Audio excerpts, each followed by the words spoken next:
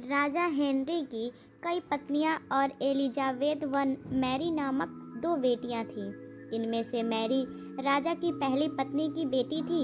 राजा Henry को Mary ज़्यादा पसंद नहीं थी, इसलिए वो उसके साथ बुरा व्यवहार करते थे। मैरी महल के नौकरों के साथ महल का काम करती थी।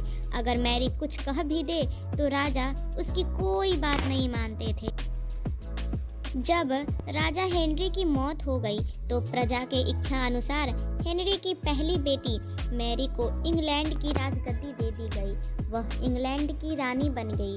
उस समय इंग्लैंड के हालत बहुत अच्छे नहीं थे। इंग्लैंड कैथोलिक और प्रोटेस्टेंट इन दोनों धर्मों के बीच में बट गया था। उस समय दोनों धर्मों के लोगों के बीच जंग छिड़ गई थी।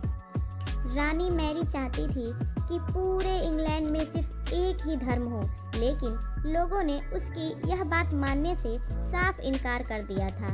इससे नाराज होकर रानी ने उसकी बात न मानने वालों को मौत की सजा दे दी थी।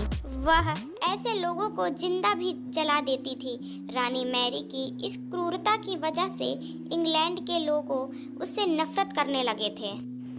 ऐसे भी कहा जाने लगा कि रानी मैरी कुंवारी जवान लड़कियों की खून से नहाती थी। उसका मानना था कि उसके खून से नहाने से और ज़्यादा दिन तक जवान रह सकती है। कुछ सालों बाद रानी मैरी ने शादी कर ली और कुछ समय बाद इंग्लैंड में एक नई खबर आई कि रानी मैरी गर्भवती है और जल्द ही उसके राज्य को उसका नया राजा भी मिल जाएगा।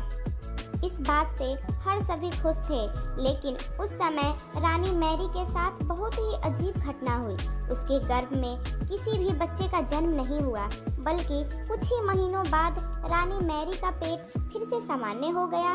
वहाँ के ओझा लोगों ने अपनी तंत्र विद्या से बताया कि रानी की मैरी गर्भ में कोई बच्चा नहीं बल्कि एक भूत आकर निवास करता है। कुछ समय बाद फिर रानी मैरी के गर्भ में वही भूत आकर रहने लगा और वह फिर से गर्भवती हो गई। इस बार भी रानी को कोई बच्चा नहीं हुआ और उस घटना के कुछ ही दिन बाद रानी की मौत हो गई। इसके बाद मैरी की छोटी बहन एलिजाबेथ को इंग्लैंड की राजगद्दी पर बिठाया गया और एलिजाबेथ इंग्लैंड की नई रानी बन गई। रानी मैरी की क्रूरता की वजह से इंग्लैंड के लोगों ने उसे एक निर्दयी औरत मानते थे।